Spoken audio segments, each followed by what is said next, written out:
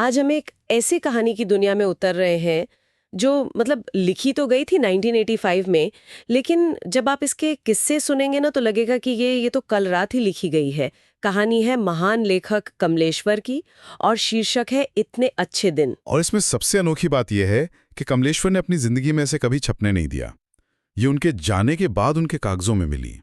सोचिए जरा, एक लेखक ऐसी कहानी लिखता है जो समय से इतनी आगे की हो और फिर उसे दराज में बंद कर देता है। बिल्कुल।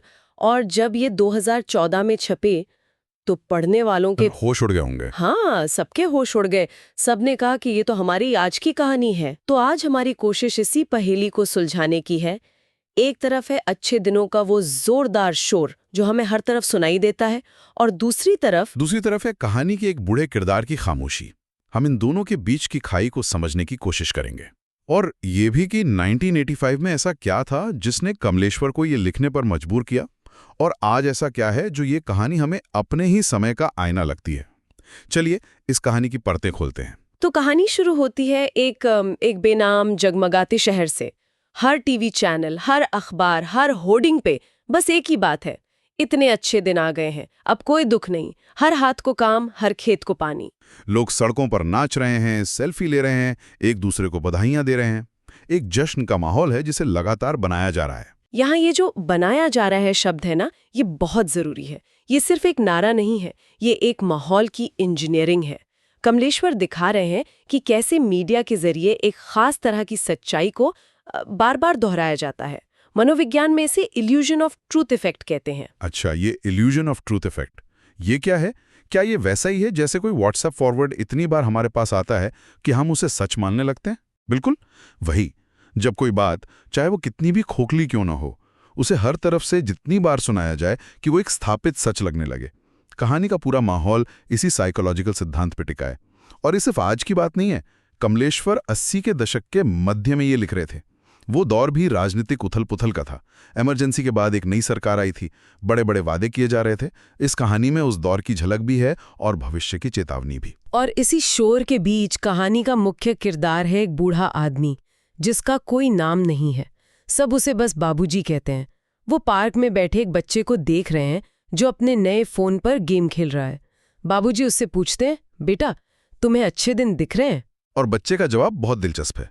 वो कोई गहरी बात नहीं करता, वो बस कहता है, हाँ बाबूजी, देखो नया फोन है, नया स्कूल है, मम्मी पापा कहते हैं अब सब ठीक हो जाएगा। बच्चे के लिए अच्छे दिन का मतलब वही है जो उसे दिया गया है, जो उसे दिखाया गया है। और यहीं से कहानी एक बहुत ही व्यक्तिगत मोड़ लेती है। बाबूजी के दिमाग में एक फ्लैशबैक शुरू होता है। वो सिर्फ आज के अच्छे दिन नहीं देख रहे हैं, वो अपनी पूरी जिंदगी के अच्छे दिनों को याद कर रहे हैं।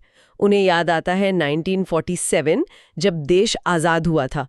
तब भी यही शोर था, आज़ादी मिल गई, अब अच्छे दिन आएंगे। और ध्यान देने वाली बात यह है कि कमलेश्वर जानबूझकर ऐसे पल चुन रहे हैं जो हमारे देश के लिए बहुत बड़ी उम्मीद के पल थे। ये कोई छोटे मोटे वादे नहीं थे। 1947 में आज़ादी, फिर 1950 में जब संविधान लागू हुआ, ये हमारे देश की नींव रखने वाले सपने थे। बिल्कुल। और ये सिलसिला रुकता नहीं। बाबूजी को याद आता है 1977 जब इमरजेंसी हटी, एक और नई सुबह का वादा। फिर 1991 जब उदारीकरण के साथ बाजार खुले, एक बार फिर वही नारा, अब आएंगे अच्छे दिन। और आज इतने सालों बाद बाबूजी पार्क में बैठे फिर से वही नारा सुन रहे हैं। ये एक चक्र की तरह है जो घूम घूम कर वापस आ जाता है। और ये चीज कहानी को किसी एक सरकार या नेता की आलोचना से बहुत ऊपर उठा देती है। ये उस पूरे पॉलिटिकल सिस्टम पर एक टिप्पणी है जो उम्मीद को एक प्रोडक्ट की तरह बेचता है। हर पीढ़ी को एक नया सपना बेचा जाता है और हर पीढ़ी उस सपने के इंतजार में अपनी जिंदगी गुजार देती है। बाबूजी उस पूरी प्रक्रिया के जीते जागते गवाह हैं। और ये गवाही और भी गहरी हो जाती है जब बाबूजी शाम को घर लौटते हैं। वो टीवी चलाते हैं और एक नेता चीख रहा है, हमने कर दिखाया, जीडीपी देखो, स्टॉक मार्केट देखो, मंगलयान देखो। और बाबूजी ये सब सुनकर बस मुस्कुरा देते हैं, एक फीकी सी मुस्कुराहट। वो मुस्कुराहट ही कहानी का सार है। उसमें गुस्सा नहीं है, एक तरह की एक समझ है, जैसे वो इस खेल को बहुत अच्छे से जानते हैं। और यहाँ आकर ये बहुत असहज हो जाती है।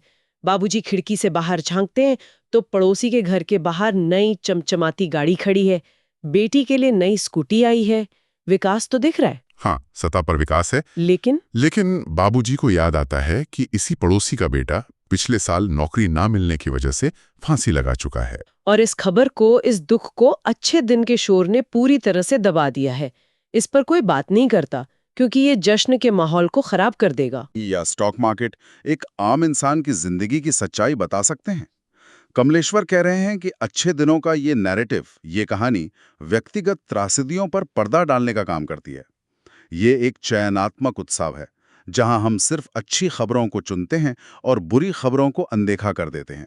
लेकिन क्या हम ये कह सकते हैं कि एक तरह का सामाजिक बचाव का तरीका है कि शायद हम सब मिलकर बड़ी राष्ट्रीय उपलब्धियों का जश्न इसीलिए मनाते हैं ताकि हमें अपने आसपास की छोटी छोटी हार और दुखों का सामना ना करना पड़े? बहुत दिलचस्प नुक्ता है। बिल्कुल हो सकता है। ये एक तरह का सामूहिक कोपिंग मैकेनिज्म हो सकता है कि अगर देश जीत रहा है तो शायद मेरी व्यक्तिगत हार उतनी मायने नहीं रखती। लेकिन कहानी इस आरामदेह सोच को चुनौती देती है। वो पूछती है, उस बेटे की मौत का क्या, जिसका जिक्र किसी भी अखबार में नहीं है? क्या उसकी जिंदगी जीडीपी के आंकड़ों से कम कीमती थी? और ये जो असहज करने वाली सच्चाई है जिसे बाबूजी दिन में दबाने की कोशिश कर रहे हैं, वो रात में उनके सपने में एक भयानक रूप लेकर बाहर आती है। हाँ, कहानी का वो हिस्सा जो दिमाग को झकझोर देता है। बाबूजी को सपना आता है। सपने में वही टीवी वाला नेता है, लेकिन उसके चेहरे पर एक नकाब है जिस पर लिखा है इतने अच्छे दिन। नेता मुस्कुराकर कहता है, बधाई हो, अब देश में कोई दुख नहीं।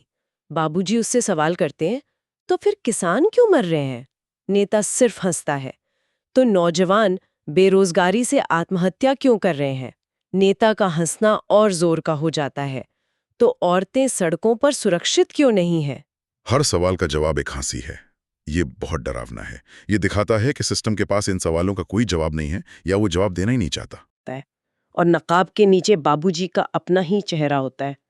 जब मैंने ये पहली बार पढ़ा था, मेरे तो रोंगटे खड़े हो गए थे। इसका क्या मतलब निकालें? क्या हम ही वो नेता हैं? क्या हम खुद को ही धोखा दे रहे हैं? ये एक बहुत भारी और असहज करने वाला विचार है। कहानी कह रही है कि इस व्यवस्था के लिए सिर्फ किसी बाहरी नेता या सरकार को दोष देना काफी नहीं है।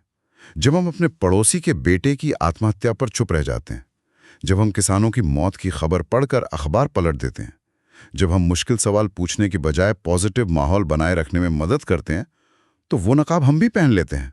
हम भी उस सिस्टम का हिस्सा बन जाते हैं जो सच्चाई पर पर्दा डाल रहा है। यह हमारी सामूहिक चुप्पी पर एक बहुत बड़ी चोट है। बाबूजी चीख कर नींद से जागते हैं, पसीने में तरबतर। वो खिड़की खोलते हैं और बाहर सुबह हो रही है और लाउडस्पीकर पर फिर से वही नारे गूंज रहे हैं, इतने अच्छे दिन, इतने अच्छे दिन। लेकिन इस बार बाबूजी पर उन नारों का कोई असर नहीं होता। वो चुपचाप तैयार होते हैं और वापस उसी पार्क में जाते हैं। और यहाँ कहानी अपने अंतिम चरण में पहुंचती है। उन्हें एक तरह का ज्ञान प्राप्त हो गया है। वो अभी शोर शराबे से ऊपर उठ चुके हैं। पार्क में वही बच्चा खेल रहा है। बाबूजी उसके पास जाकर बैठते हैं और बहुत प्यार से उसके सिर पर हाथ फेर कर कहते हैं, बेटा, अच्छे दिन कभी नहीं आते, बस हम हर बार उम्मीद करना नहीं छोड़ते। ये लाइन, ये कहानी का दिल है। वो बच्चे को कोई झूठी तसल्ली नहीं देते, वो उसे जिंदगी की एक बहुत गहरी सच्चाई सिखाते हैं। था और बाबूजी चुपचाप मुस्कुरा रहे थे क्योंकि उन्हें अब पता था सबसे अच्छे दिन वो होते हैं जिनका इंतजार हम मरते दम तक करते रहते हैं। यहाँ आकर मैं थोड़ा उलझ जाती हूँ। क्या ये एक निराशावादी अंत है कि सब कुछ व्यर्थ है, कुछ नहीं बदलेगा? पहली नजर में ऐसा ही लगता है। ये कहना कि अच्छे दिन कभी नहीं आते बहुत निराशाजनक लग सकता है। लेकिन मुझे लगता है कि कमलेश्वर यहाँ आशावाद की एक नई परिभाषा गढ़ने की कोशिश कर रहे हैं। एक मिनट, लेकिन क्या हम इसे मजबूरी का आशावाद कह सकते हैं कि जब हकीकत में कुछ नहीं बदलता तो हम बस उम्मीद में ही खुशी ढूंढने का नाटक करने लगते हैं? ये भी एक नजरिए से सही है, लेकिन इसे दूसरे तरीके से भी देखा जा सकता है। कहानी ऊपर से थोपे गए सरकार द्वारा दिए गए अच्छे दिनों के खोखले वादे को पूरी तरह से खारिज कर देती है।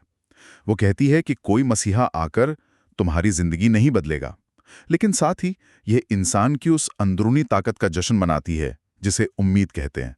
बाबूजी की मुस्कुराहट हार की नहीं, ज्ञान की मुस्कुराहट है। मतलब असली अच्छे दिन किसी सरकारी योजना का नाम नहीं, बल्कि वो उम्मीद है जो हमारे अंदर जिंदा रहती है। शायद यही, शायद कहानी ये कह रही है कि असली खुशी मंजिल पर पहुंचने में नहीं है, बल्कि उस मंजिल की तरफ चलने की प्रक्रिया में है, उस इंतजार में है, उस उम्मीद में है जो हमें हर सुबह बिस्तर से उठने की ताकत देती है, भले ही बाहर का माहौल कितना भी झूठा क्यों ना हो। ये एक बहुत ही मानवीय और गहरी सोच है। वो बाहरी शोर से अपनी आंतरिक शांति को अलग कर लेते हैं। तो ये थी कमलेश्वर की कहानी इतने अच्छे दिन। 1985 में एक दराज में बंद हुई, लेकिन इसकी आवाज आज भी उतनी ही ताज़ी और ज़रूरी है।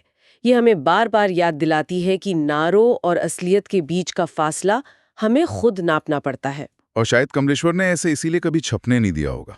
वो जानते थे कि ये कहानी किसी एक दौर, किसी एक सरकार के लिए नहीं है।